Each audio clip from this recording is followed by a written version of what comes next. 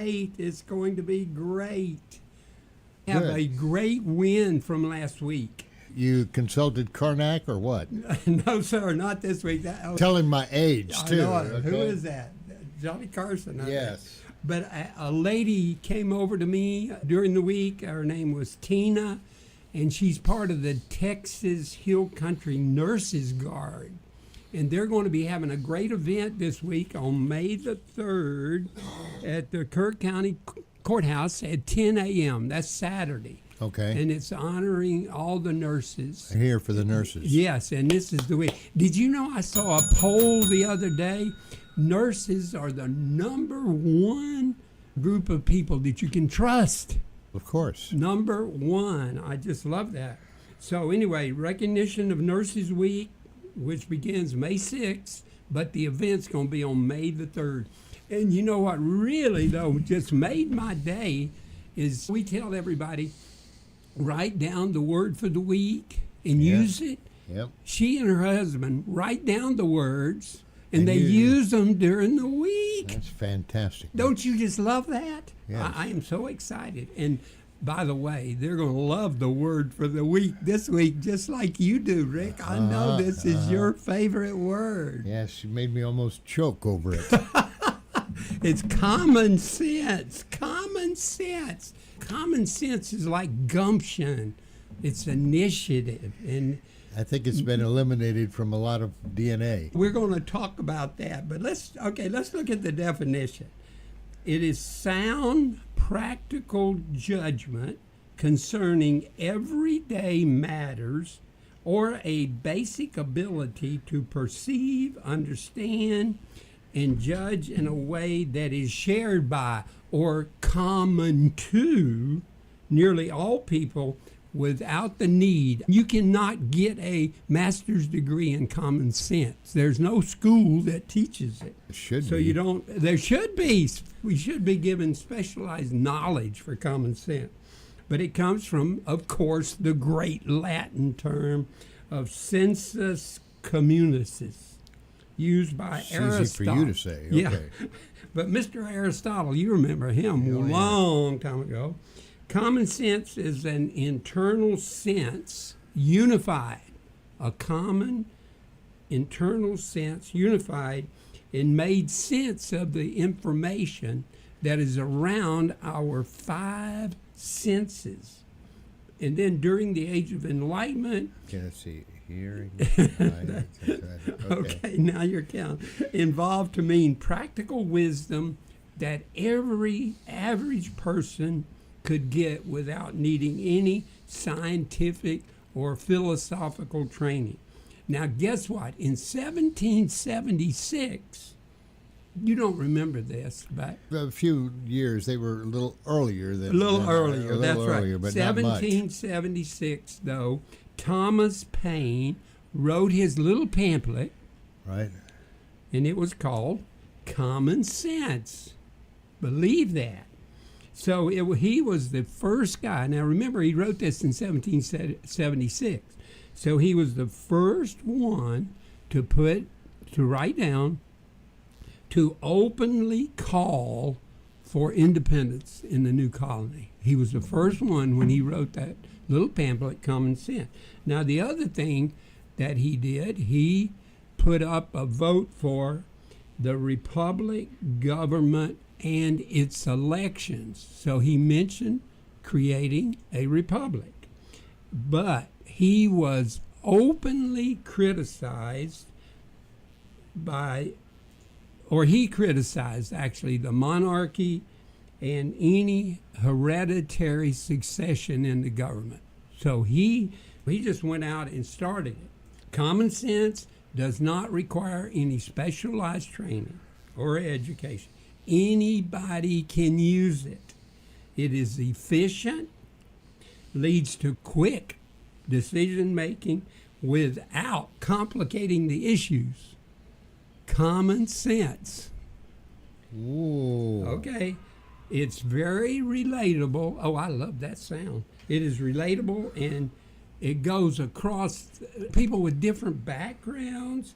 There is a mutual understanding practical wisdom is common sense, and it's often more valuable in all the theoretical knowledge we have. And I love what I was looking up some quotes about common sense, and I love what Benjamin Franklin, he is the guy. Yeah, He had common sense, right? yeah, he did. Okay, so he said, common sense is something that everyone needs.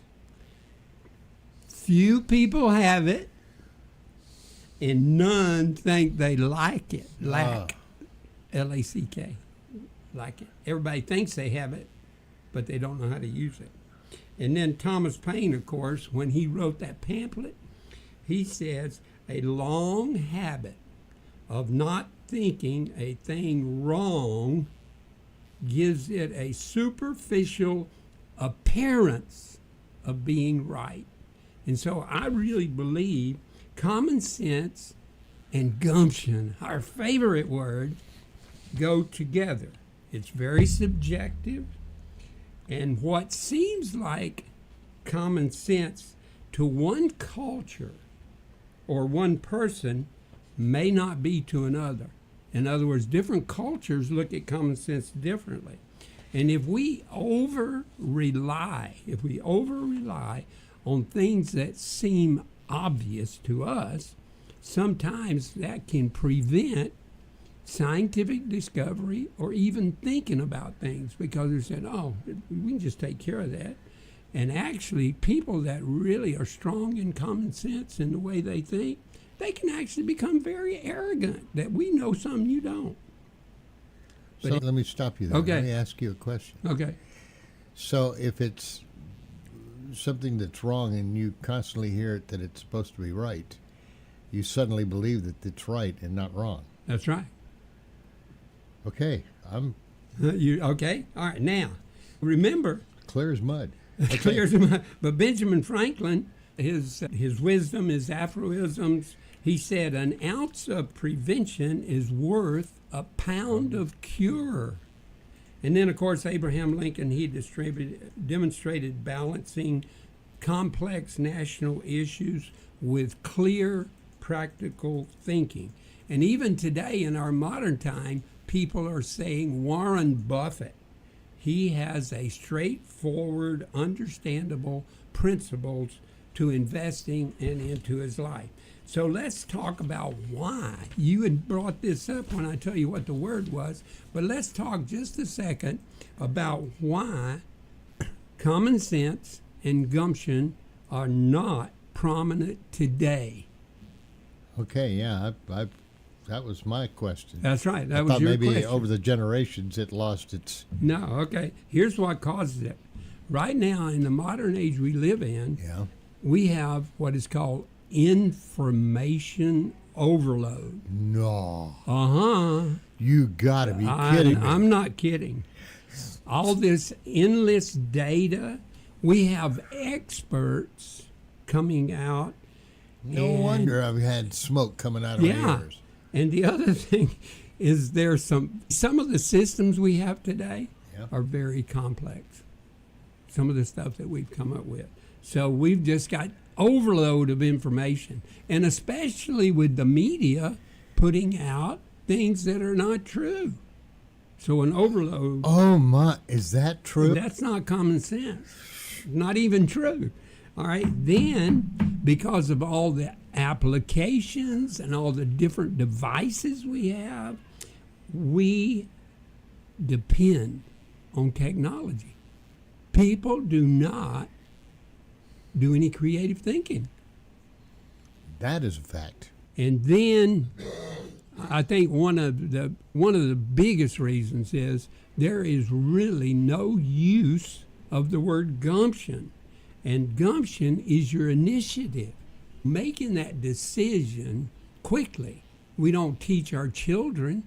They have to go through struggles, because trials in our life, they're going to happen. We know things are going to happen. There's going to be bad news. There will be things that will happen to us. And we need to make a decision and to handle them, but handle them in a practical way. And what happens is you lose your, so when you lose your gumption, you lose your grit. That grit is for the long haul. Get into life. We talked about commitment last week. Yep. And there are people that should be making long-term commitments for things like marriage, parenting, all those decisions. Your career, make a commitment to what you're going to do. So we've lost that. So that loses resilience. We don't stay in the game. People just want to give up and quit and walk away. And then there is a tendency today to over-specialize.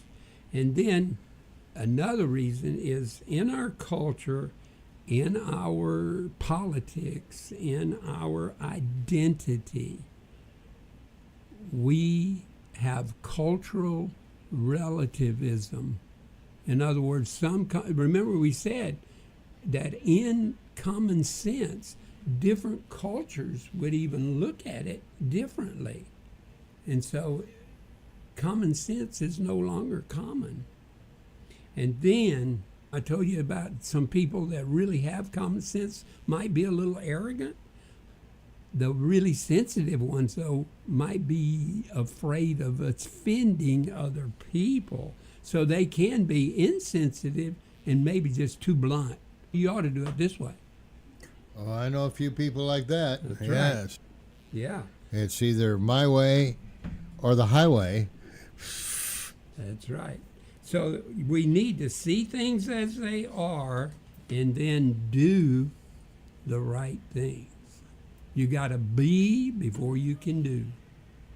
And so what do you think about all that, Mr. Phipps? Common sense. Thank you very much. Thank you. It's always a pleasure to come and Kenneth, see you. Thank you, sir. Kenneth O'Neal, every Monday morning. Right Every here. Monday morning. You'll never know what the word of the week is next week unless you listen in. And you can call me, and I might even tell you on maybe Sunday afternoon. Oh, really? I might give it up. You can email him at merger@windstream.net. That's correct. And call him. He's got the number. Yeah, 830-285-7010. That's in the Texas Hill Country. Come and see us. All right, sir. Thank you very much. Thanks Have a good again. day. Have a great week. You All bet. right, wonderful. Bye.